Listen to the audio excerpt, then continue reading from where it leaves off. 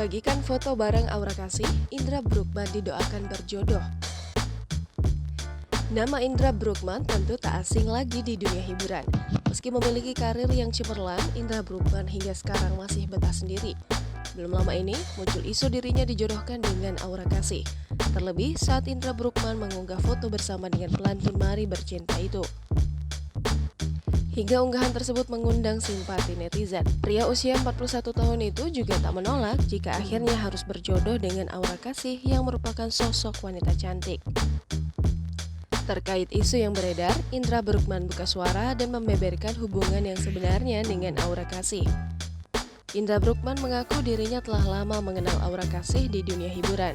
Indra Bruggman kembali menegaskan dirinya hanya bercanda. Saat ditanya mengenai Aura Kasih, apakah termasuk wanita idamannya, Indra Bruggman tak berkomentar banyak.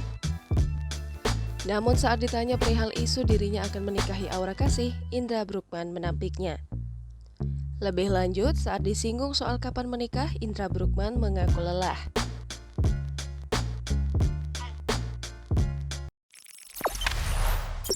Jangan lupa subscribe, share, komen, dan like ya!